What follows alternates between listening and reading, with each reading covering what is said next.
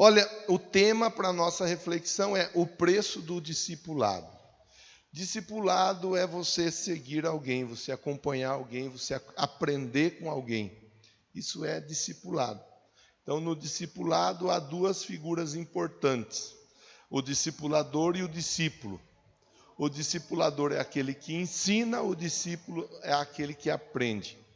Mas, na verdade, o discípulo também ensina e o discipulador também aprende. Ou seja, o discipulado é uma troca de experiência, é uma troca de aprendizados. E aqui, o texto selecionado, ele traz para nós um momento na vida de Jesus, juntamente com os discípulos e juntamente com um grupo de pessoas. E eu acho pertinente nós fazermos a leitura e irmos pausando para conversarmos sobre ela. Verso 25 diz assim: uma grande multidão ia acompanhando Jesus. Eu acho que nós podemos fazer a primeira parada, porque o texto diz uma grande multidão.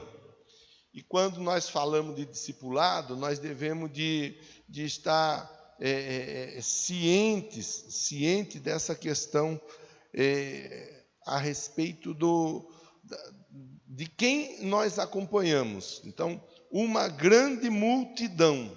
Dentro da multidão que acompanhava Jesus, eu sempre gosto de frisar, na multidão tem 3 grupos de pessoas. E você já me ouviu falar disso mais de uma vez. Um grupo, primeiro grupo, o grupo dos curiosos. Aquela pessoa que é curiosa, que só quer ficar acompanhando, só quer ficar vendo. Aquela pessoa que não quer se envolver, ela quer observar, ela quer acompanhar. Eu até falei da gata que nós temos lá em casa, a Pepe.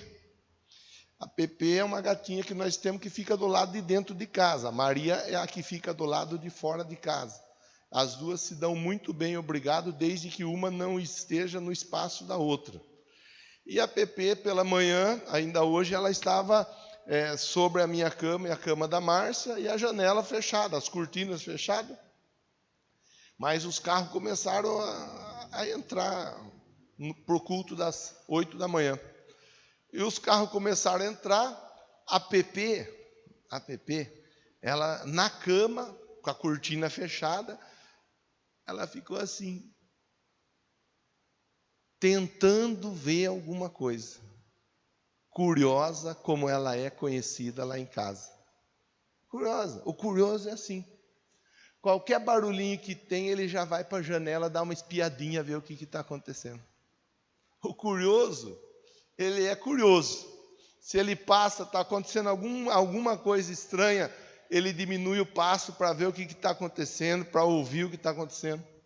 O curioso, se ele passa e tem alguma coisa, ele está de carro e tem alguma coisa, talvez um acidente ou qualquer outra coisa, ele diminui a velocidade para ver o que está acontecendo.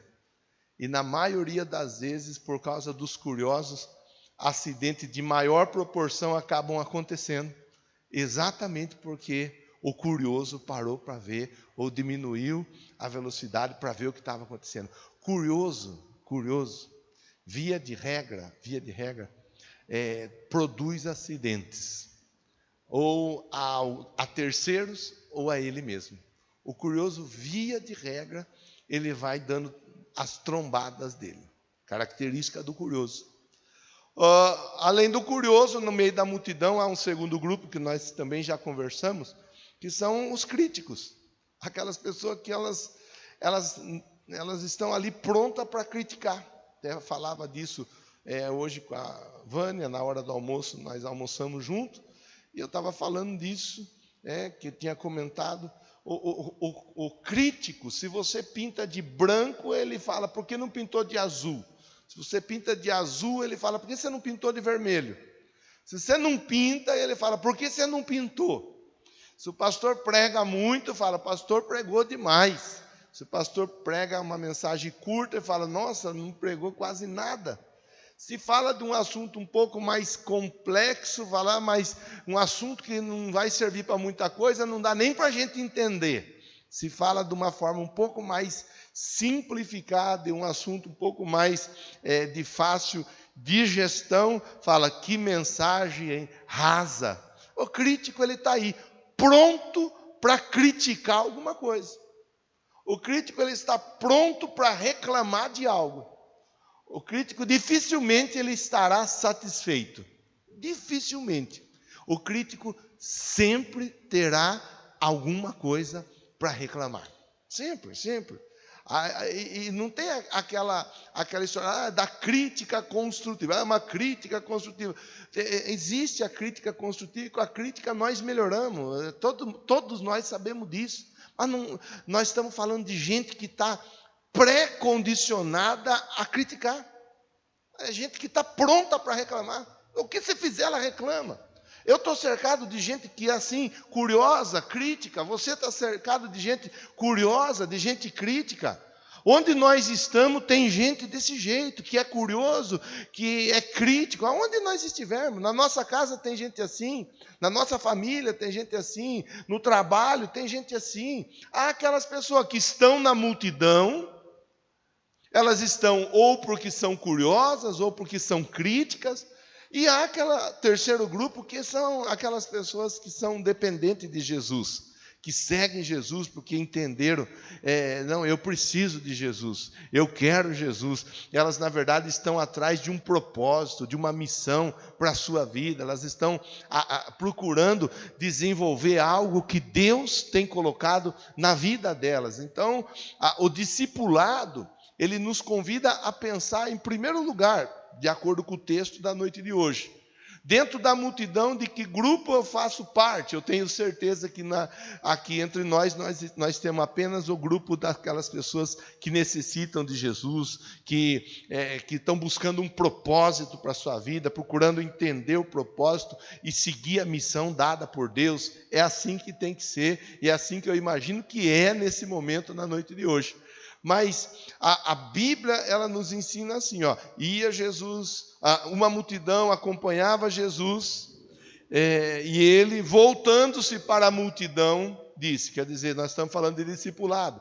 Então, a multidão seguia Jesus, mas Jesus não deixava a multidão no ar, no vácuo. Jesus não deixava a multidão sem uma resposta, sem um retorno. Jesus, ele voltou-se para ela. Pastor, mas ele voltou-se para a multidão? Sim.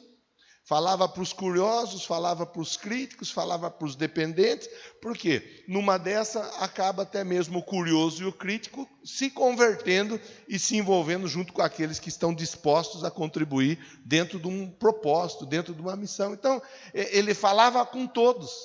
Ele dava um oi, um parecer a todos. Então, voltando-se para a multidão, disse, olhando para as pessoas que o seguiam, disse, olha a conversa, se alguém vem a mim e ama seu pai, sua mãe, sua mulher, seus filhos, seus irmãos, irmãs, e até a sua própria vida mais do que a mim, não pode ser meu discípulo. É interessante que, à primeira vista, uma pessoa talvez descuidada, ela faça a leitura do texto e ela entenda que Jesus, ele está sugerindo que nós não devamos amar a nossa família. E, na verdade, não é nada disso. A nossa família é o que nós temos de mais precioso aqui na terra. Não é o carro, não é a casa, não é a moto, não é a empresa. O que nós temos de mais precioso aqui na terra é a nossa família. E a Bíblia, ela nos ensina a respeito disso. Por exemplo, nós aprendemos na palavra de Deus a honrar o pai e a mãe para que tudo que nós façamos vá bem e os nossos dias eles sejam alongados. Então, honra pai e mãe para que te vás bem e tenha os dias prolongados. Quando uma pessoa honra pai, honra mãe, a Bíblia diz que ela vai bem e ela vai ter vida longa. A Bíblia ensina para nós, pais, não provoque a ira do filho. Não provoque. Então, tem a orientação para o filho observar o pai, observar a mãe, com respeito, com carinho, sim, tem. Mas tem a orientação para o pai e para a mãe também não cansar o filho, porque tem pai e mãe que cansa o filho. Pai e mãe que às vezes, porque sofreu muito lá atrás, quer trazer para o filho, para a filha nos dias de hoje o sofrimento que ele teve lá. Não, para mim a vida não foi fácil e para você não vai ser fácil também. Do jeito que eu aprendi na marra, você vai ter que aprender na marra também. Não é desse jeito. Há a necessidade da dosagem, ser dosado a educação. A Bíblia ensina para nós, marido, ame a sua esposa como Cristo amou a igreja. Como foi que Cristo amou a igreja? Ele amou a igreja morrendo pela igreja, um amor sacrificial. Ele simplesmente se entregou pela igreja. Então a Bíblia ela ensina para nós, maridos, amar nossa esposa, se necessário for, nos sacrificando até mesmo para ver o bem delas. E a Bíblia ensina também, estamos falando de família, estamos falando de discipulado. A Bíblia ensina para nós também, mulheres, seja submissa a vosso marido. E algumas acabam falando, eu não sou submissa a homem nenhum, de jeito nenhum, entendendo meio que equivocadamente a submissão. E tem homem que entende equivocadamente também a submissão e pensa que a mulher tem que ser tapete, tem que ser capacho para ele pisar, maltratar e judiar. Não é. Submisso é estar debaixo de uma missão. Para chegar até você a resposta, a bênção, o milagre, a sua bênção, sua resposta, seu milagre, ele passa por aqui. Está passando pela minha vida e está chegando até você a palavra da vitória para você. Na sua casa, irmã, irmão, filho, filha, jovem, adolescente, para a bênção chegar, ela passa pela vida do sacerdote. O sacerdote é o pai, é o marido. E tem mulher que tem dificuldade para entender isso daí. Tem mulher que tem dificuldade para aceitar isso daí. A Bíblia fala, seja submissa, ou seja, esteja debaixo da missão que Deus tem dado ao marido. Ele vai dar ao marido. Às vezes o marido ainda não entendeu. Às vezes o marido está meio perdido no propósito de Deus para a família, mas a mulher sabe edificar a casa, então é com a oração, buscando de Deus sabedoria para contribuir, para ajudar o marido a executar a missão dada àquela família. A Bíblia nos ensina sobre valorizar a família. Nós poderíamos ficar aqui conversando sobre a importância da família. Então, quando nós lemos verso 26... Jesus não está dizendo assim, olha, você não deve amar a sua família, muito pelo contrário. A nossa família deve ser amada, deve ser honrada.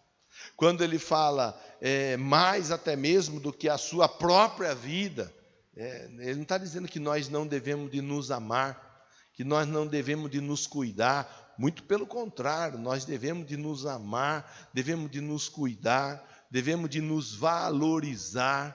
Aliás, para o dia 12, né, Rose? Tá encaminhada a coisa? Tá andando? Para o dia 12, nós vamos ter aí mais uma mega ação social, e nessa mega ação nós vamos ter aí uma parte para a mulherada dar um up, aí, dar uma, né, que vai ser bem legal. Aí depois vai chegando a hora mais perto, a gente vai dando maiores detalhes.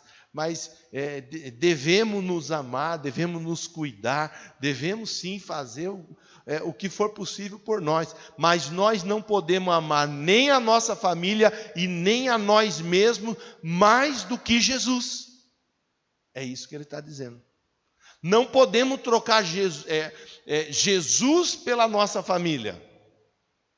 Ai, não vou para a igreja porque eu briguei com a minha esposa, então Jesus não tem nada que ver que você brigou com a sua esposa. Brigou com a esposa, vem para a igreja do mesmo jeito.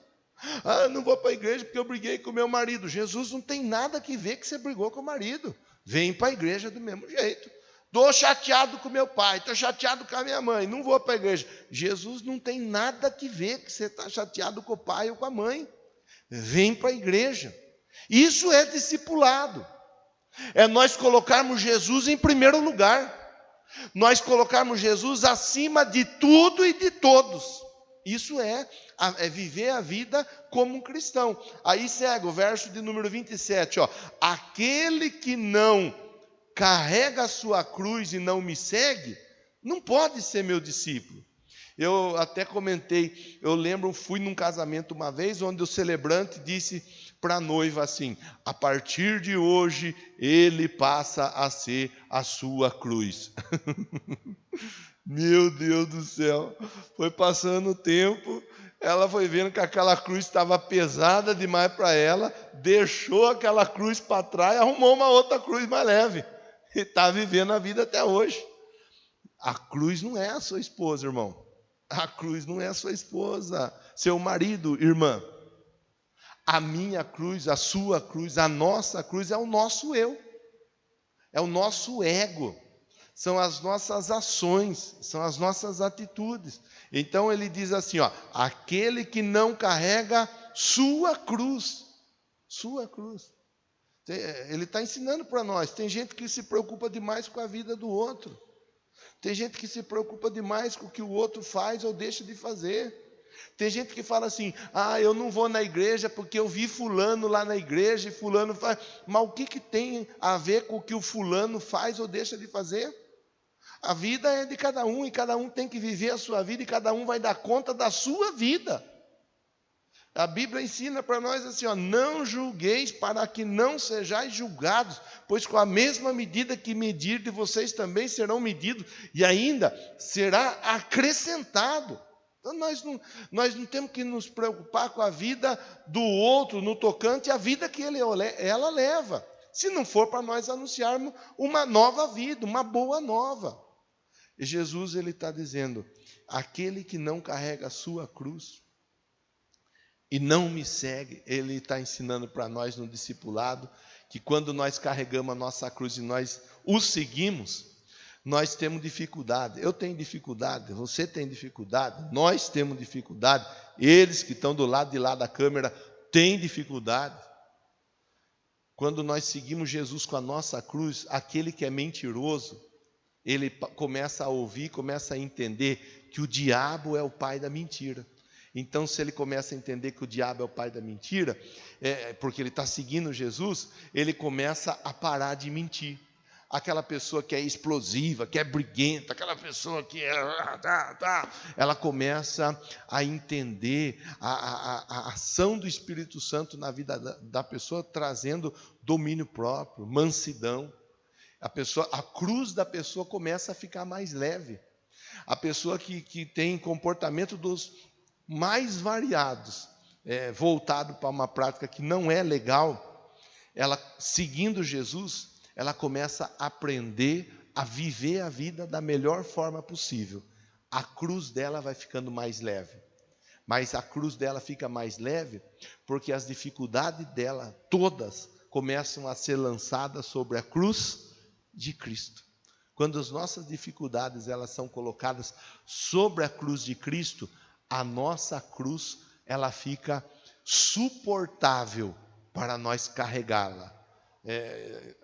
Aquele que não carrega a sua cruz e não me segue, duas coisas distintas. Carregar a cruz é uma coisa, seguir Jesus é outra coisa. As duas situações elas devem de ser executadas em conjunto. Carregar a nossa cruz, que é o nosso eu, e seguir Jesus. Seguir Jesus. Eu posso estar carregando a minha cruz, mas não seguir Jesus. Ou eu posso estar seguindo Jesus sem carregar a minha cruz. É por isso que muitas vezes a pessoa ela está dentro da igreja, ela está vivendo uma vida na igreja, mas ela não tem a transformação da vida que é necessário ter. Por quê? Porque ela está de repente seguindo Jesus, mas ela deixou a cruz dela para trás. Então ela não está preocupada de transportar da cruz dela para a cruz de Cristo as dificuldades e viver uma mudança de vida. Ou às vezes até mesmo ela está dentro de uma igreja, não está seguindo Jesus, ela está seguindo, carregando a cruz dela, vivendo a vida dela de maneira deliberada e assumida, sem qualquer compromisso com a cruz de Cristo. Verso de número 28 diz assim: qual de vocês, se quiser construir uma torre, primeiro não se assenta, calcula o preço, para ver se tem dinheiro suficiente para completá-la. Pois se lançar o alicerce e não for capaz de terminá-la, todos os que a virem rirão dele, dizendo: este homem começou a construir e não foi capaz de terminar. Ou, qual é o rei que pretendendo sair à guerra contra outro rei, primeiro não se assenta e pensa se com 10.000 homens é capaz de enfrentar aquele que vem contra ele com 20.000. Se não for capaz, enviará uma delegação, enquanto o outro ainda está longe, e pedirá um acordo de paz. Olha só, a vida de um discípulo é uma vida de razoabilidade, é uma vida razoável. Ele para pensar nas ações que ele terá. Ele sabe que cada ação dele trará uma reação sobre ele. Então, um discípulo, alguém que está seguindo Jesus, vai fazendo e vai tomando as suas atitudes e decisões, mas vai pensando antes de fazer. Tem gente que diz assim, outro dia eu ouvi uma pessoa falar, eu vou fazer as minhas loucuras, depois eu corro atrás para ver o que dá. Não é assim que Deus quer que nós façamos. Que nós façamos a nossa loucura e depois a gente vê o que vai dar. Não é desse jeito. A Bíblia ensina para nós assim, não vos conformei com esse século, com esse mundo, com essa era, mas transformai-vos pela renovação do vosso entendimento, para que experimenteis a boa, agradável e perfeita vontade de Deus. Esse mundo, esta era, este século, as pessoas, de uma maneira geral, nos dias de hoje, fazem assim. Elas vão agindo, elas vão fazendo, tomando decisões de maneira inconsequente. Elas vão fazendo o que dá na cabeça delas, e se alguém fala qualquer coisa, elas têm a resposta na ponta da língua. Da minha vida cuido eu. Cuide você da sua vida. Eu sei o que eu estou fazendo. Não se preocupe comigo. As pessoas, elas já têm a resposta pronta. E nós temos visto tantas e tantas e tantas famílias sendo arrebentadas por causa desse tipo de comportamento. Porque a pessoa ela faz sem pensar o que ela está fazendo. Ela faz de maneira inconsequente. Ela não está preocupada,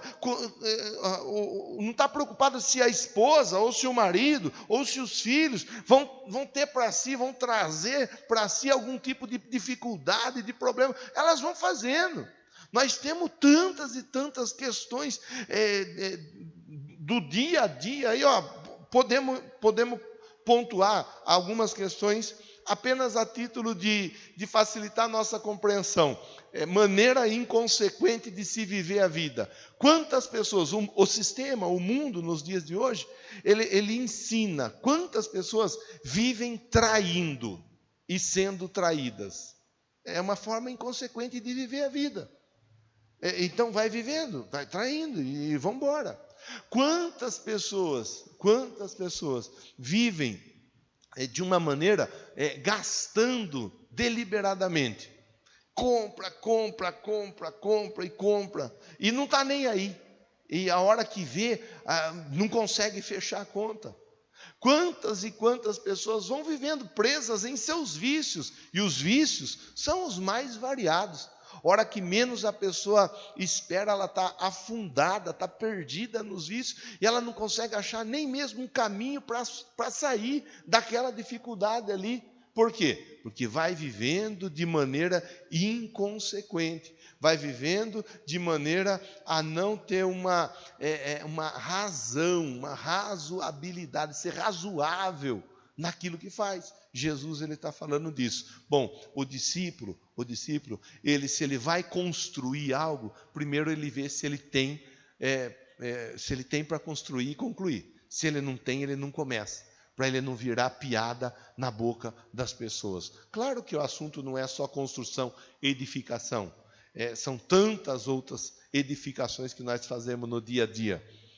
Jesus, ele fala, alguém que tem uma batalha, tem uma luta para encarar, para enfrentar, se a pessoa vê que ela não tem condição de ir para aquela luta, de ir para aquela guerra, ela não vai, senão ela sabe que ela vai acabar sendo destruída, derrotada. Então Jesus, ele chama a atenção do discípulo, Nós vamos relembrar que no verso de número 25, Jesus voltando-se para a multidão, Jesus continua falando com curioso, com crítico, Jesus continua falando com aqueles que estavam dispostos a ouvi-lo, a aprender com ele e a colocar a mensagem em prática. Ele estava falando de ensino e aprendizado. Ele estava falando de transferência de vida. E você vê como que é importante nós irmos conversando sobre isso tudo, pais e mães de família aqui, gente séria, ouvindo a conversa, recebendo a palavra, nós vamos ouvindo e vamos aprendendo tudo isso até esse momento,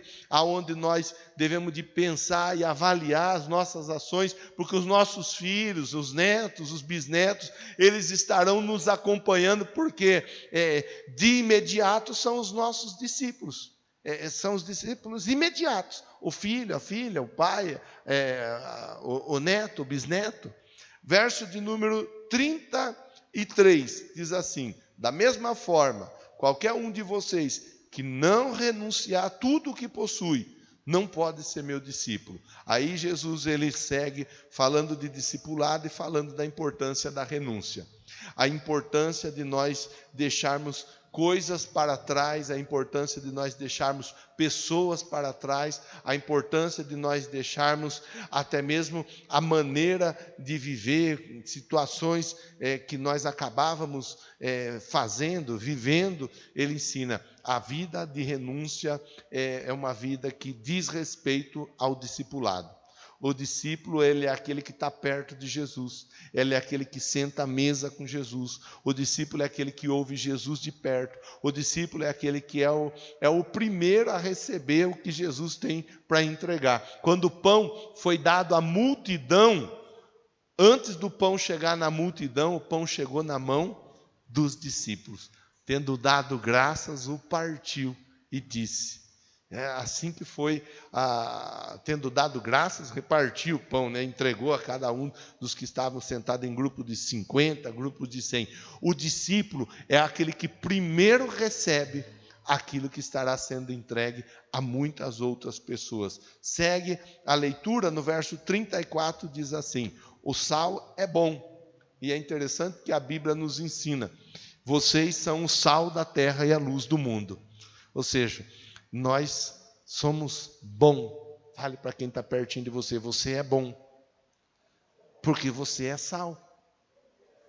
E isso quem diz é Jesus. Ai, pastor, eu estava precisando ouvir que eu sou bom hoje, que eu só ouvi palavra ruim. Eu vim para cá hoje com o coração tão apertado. Então, pois bem, receba essa palavra de vitória sobre a sua vida. Você é bom.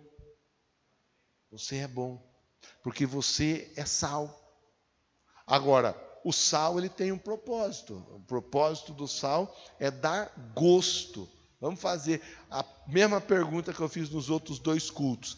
Quem já mordeu isopor aí? Já experimentou isopor? Deixa eu ver. Eita, no grupo da noite aumentou, Will. Você não está sozinho, não. Porque nos outros 2 cultos, só o Will que estava nessa. Agora tem uma meia dúzia aí para mais que já experimentou isopor. É gostoso, não é? Gostoso assim? Não gostou? Quem que vai gostar de isopor, irmão? Nem que você coloque sal, vinagre, azeite, nem que você tempere, não dá, né, Bezerrinha? Vai almoçar segunda-feira aí, terça-feira, pô uma porção de isopor. Tem isopor lá, né? Não vai dar certo, né? Melhor não. Não dá, irmão. Então, o sal, ele é bom. O sal, ele tem uma finalidade. O sal, a finalidade dele é dar gosto. É temperar, é dar um equilíbrio. E nós estamos dentro dessa condição. O discípulo, ele está na condição de salgar, de dar gosto. Na nossa casa, nós somos o sal. Somos nós que vamos salgar a nossa casa. Somos nós que vamos dar ali aquele tempero especial na nossa casa. É assim que é. O sal é bom, mas se ele perder o sabor, é aí que está um negócio. Se o sal perder o sabor, ele vai servir para quê? Se o cristão que foi chamado para salgar, para dar gosto, para dar aquele tempero, se o cristão não se posicionar como um cristão, se o cristão não se posicionar como alguém que faz a diferença, como que vai ser?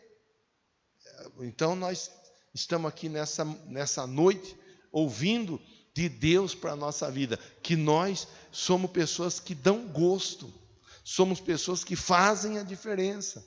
A importância da nossa vida na empresa, com a família, com os amigos, na roda de amigos, no esporte, onde quer que você se relacione no decorrer da semana. Você é uma pessoa importante porque você carrega o gosto, você carrega o sabor, e o sabor, o gosto da vida, quem dá é Jesus. É Jesus. Então, em você está aquilo que verdadeiramente faz sentido na vida de qualquer pessoa. Através de você, qualquer pessoa, por pior que esteja a situação em que ela se encontre, através da sua vida, a história dessa pessoa pode ser mudada. A Juliana conversava na sexta-feira, ela compartilhou uma experiência que ela viveu esses dias. Ela trabalha fazendo sobrancelha, né, entre outros, né, é representante Mary Kay, e é mais não sei o quê, e vende semijoias. Ela multiplicou a sementeira, está igual a Dani, né? Está ouvindo a mensagem e está colocando em prática. Multiplicou a sementeira. Estava lá trabalhando, fazendo lá os procedimentos de estética na vida de uma mulher lá, de repente a mulher começou a chorar. Falei, será que eu belisquei a mulher? Será que eu machuquei a mulher? O que será que aconteceu? Essa mulher chorando agora aqui. Aí a mulher, eu não sei o que está acontecendo, mas esse lugar tem uma coisa tão diferente que eu estou sentindo tocada por Deus aqui. Olha que coisa legal. Aí virou chorar ela e a mulher também. E eu falei, nós temos orado por isso, para que onde quer nós estejamos, que a nossa casa, o nosso lugar de trabalho, seja lugar encharcado da unção de Deus. Seja lugar onde as pessoas cheguem e as pessoas se sintam bem. Onde as pessoas possam dizer, eu gosto de estar perto de você, eu gosto de estar na sua casa, eu me sinto bem com você, eu me sinto bem na sua casa. Se o sal perdeu o sabor, então o sal não pode perder o sabor, eu não posso perder o sabor, você não pode perder o sabor, porque nós somos o tempero, somos nós que damos aquele gosto, e além de dar gosto, o sal ainda ele traz a conserva, ele é usado para conservar. Verso 35, para finalizar a conversa: não serve nem para o solo, e nem para adubo, é jogado fora. Veja, há um propósito na minha vida e na sua vida. Se nós não cumprirmos o propósito específico para o qual nós fomos chamados, nós não vamos estar servindo para mais nada. Ah, mas eu sou o amigão da roda lá. Você não está servindo para nada. Você pode ser o amigão da roda que não serve para nada. Ah, mas lá na empresa, quando eu chego, todo mundo fala que eu cheguei e fulano chegou. Se você não estiver salgando o lugar, não estiver levando o gosto, o tempero da vida que Jesus dá, irmão, irmã, com todo respeito eu falo, mas você, eu, nós seremos apenas mais um no meio da multidão. Então que nós pensemos um pouco, a proposta é essa, pensar para o decorrer da semana. É a reflexão do domingo, onde nós somos alimentados para passarmos a semana. Vamos passar a semana mastigando essa conversa. O preço do discipulado. Quanto que eu tenho pago para ser um bom discípulo? Quantos discípulos eu tenho feito? Quantos seguidores eu tenho trazido para a minha vida? Tem tanta gente que fica aí no Face procurando seguidores. Tem gente que faz 30 perfis no Face para ter não sei quantos seguidores. Tem gente que faz a captura por seguidores no Instagram. Tem gente que no YouTube. Pessoal, não, me segue, me busca, não sei o que lá, não sei o que tem, não sei o que tem. E para quê? Não fala um versículo, não compartilha uma mensagem, não salga em nada. Então, que nós sejamos pessoas dispostas. Domingo que vem é Santa Ceia. Que no domingo que vem nós estejamos juntos, nós e mais um, o nosso discípulo. Quem é que nós vamos trazer conosco? Você já pensou aí quem você vai trazer com você no domingo? Para quem você vai ligar durante a semana? Para quem você vai perguntar, e aí, como que você está? Como que está precisando de alguma coisa? Posso te ajudar em algo? Estou mandando uma mensagem. Para quem que você vai gravar um áudio, uma mensagem, uma oração e vai enviar uma oração para a pessoa? São coisas que nós... lembra que eu comecei a minha fala na noite de hoje dizendo das oportunidades, do pouco, mas que pode fazer toda a diferença? São ações tão pequenas, mas que podem mudar a história de uma pessoa. Talvez uma mensagem que você mande, talvez uma oração que você faça e mande um áudio, pode mudar a história de alguém. Alguém pode ser tocado por Deus através da sua vida. Alguém que de repente até mesmo está pensando em tirar a própria vida, pode vir a retroceder, a recuar e falar, não, fulano, beltrano me ama, se lembrou de mim. Ninguém se lembrou de mim, mas fulano se lembrou. E isso pode fazer toda a diferença na vida de alguém. Então que nós fechemos a conversa de hoje pensando nisso. Pastor, mas o senhor não falou do carro novo, da promoção, da casa, da viagem, irmão. Se nós priorizarmos Jesus, as demais coisas, elas vão chegando, elas vão acontecendo na nossa vida. Eu penso que nós devemos de priorizar o discipulado, o ser de Deus, ser de Jesus, agir como pessoas, como homens e mulheres de Deus. E a palavra vai se cumprir. Aquilo tudo que você está esperando em Deus, Ele vai te entregar em nome de Jesus. Amém? Vamos ficar em pé? Quero orar com você na noite de hoje, agradecer a Deus essa oportunidade de estarmos juntos. E leve seu pensamento a Deus. Leve seu pensamento a Deus e peça para Deus. Deus, em nome de Jesus, eu oro por esse irmão, eu oro por essa irmã, em nome de Jesus, Pai,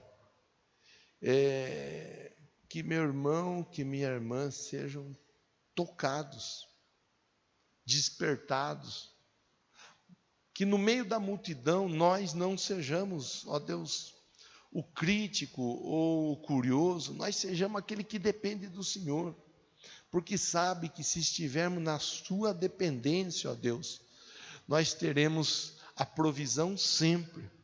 E quantas pessoas estiverem próximas a nós, serão ajudadas também. É assim que eu oro. Eu oro para que esse pai, essa mãe, esteja tranquilo, esteja em paz, para que esse pai, essa mãe, esteja feliz, para que as respostas elas aconteçam na vida deles, Deus, no tempo certo, dentro da forma como o Senhor melhor achar que deva acontecer, mas que todos nós tenhamos dentro do nosso coração esse propósito de sermos discípulos de Jesus e de termos os discípulos que nos acompanham e que nos seguem, recebendo da nossa vida o melhor, porque nós temos recebido do Senhor o melhor e temos também repassado o melhor em nome de Jesus. Oro por todas essas famílias, Deus, e abençoo cada casa, cada família, em nome de Jesus. Você que recebe a oração, diga amém, diga graças a Deus.